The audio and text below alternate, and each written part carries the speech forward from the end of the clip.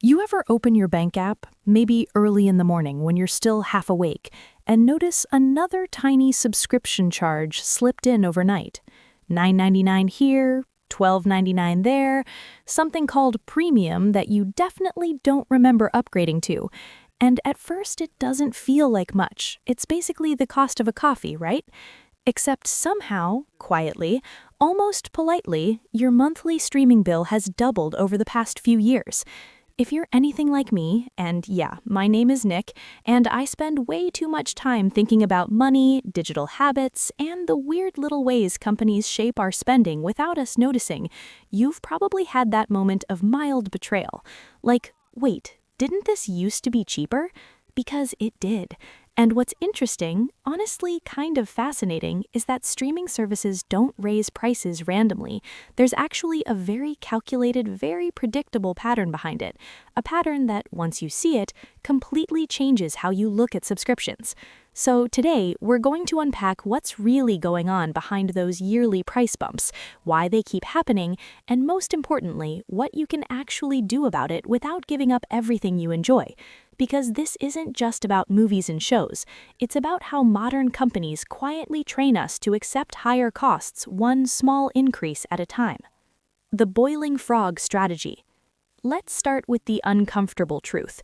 Streaming services don't jack up prices overnight because they know you'd revolt. People hate sudden change. We notice it, we complain, we cancel. Instead, they use what I like to think of as the boiling frog strategy. You know the metaphor. If you drop a frog into boiling water, it jumps out. But if you slowly heat the water, well, you get the idea. When Netflix first exploded in popularity, the price felt almost suspiciously low. It was cheaper than cable, simpler, cleaner. Honestly, it felt like we were getting away with something. But year by year, $7.99 becomes $8.99, then $9.99, then suddenly you're looking at your bill thinking, wait, how did we get here? Here's the simple breakdown. Small increases feel painless. Most people don't cancel over $1 or $2. Over time, revenue quietly multiplies. Why this matters to you is pretty straightforward. Companies are betting on your inertia. They're counting on the fact that canceling feels slightly more annoying than paying a little extra. And honestly, most of the time they're right. Takeaway. Once a year, actually review your subscriptions on purpose. Don't let autopay make the decision for you. Content is getting absurdly expensive. Now, to be fair, and I try to be fair about this stuff, there is a real cost pressure happening behind the scenes. Producing premium shows today is wildly expensive.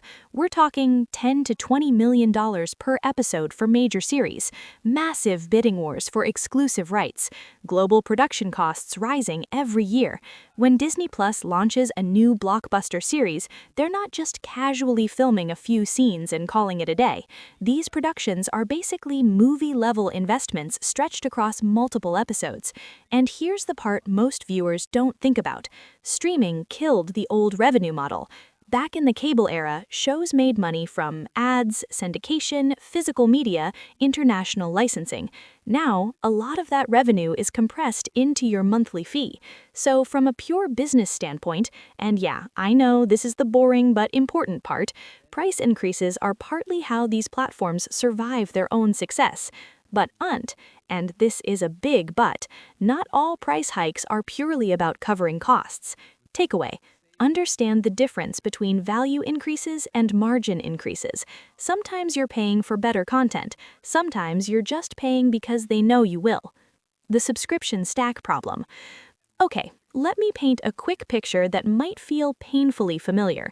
You start with one service, just one. It's manageable, clean, simple.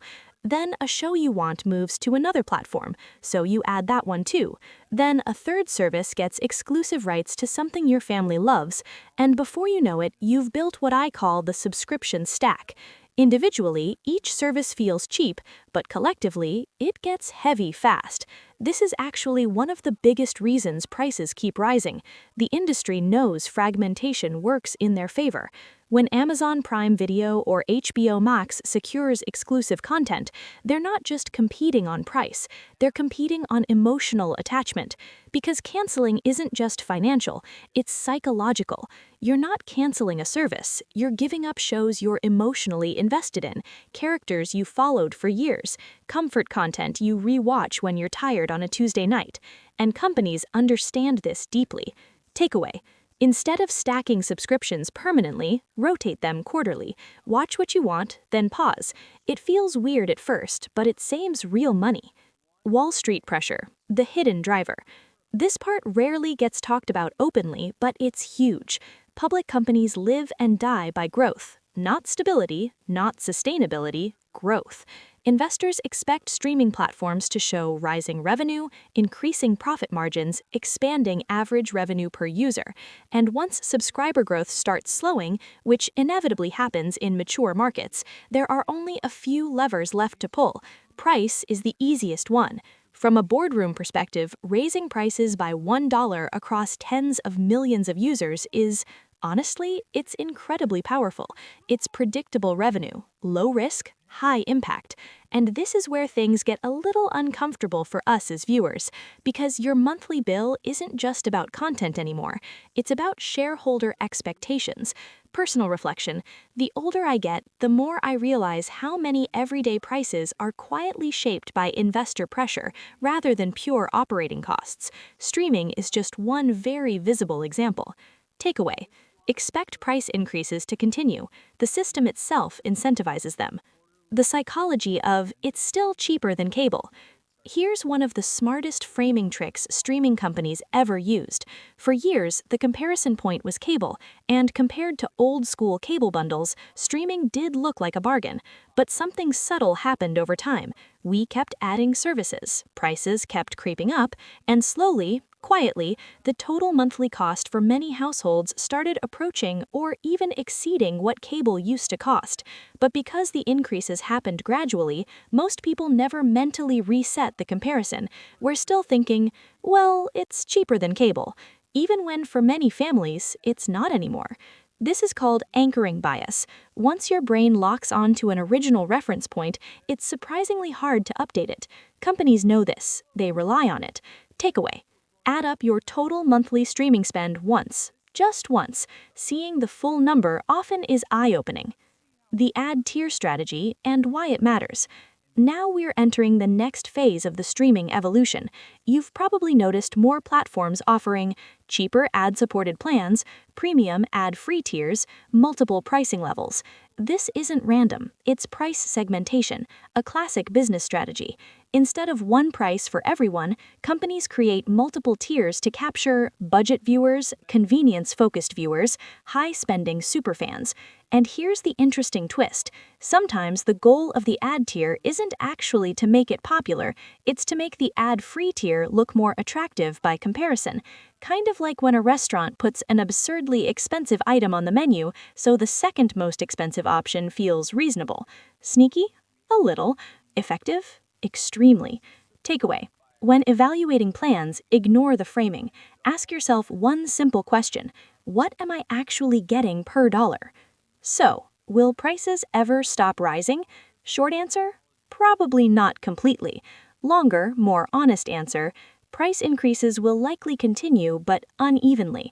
We're already seeing signs of subscription fatigue, increased cancellations, more aggressive competition, bundling returning in new forms.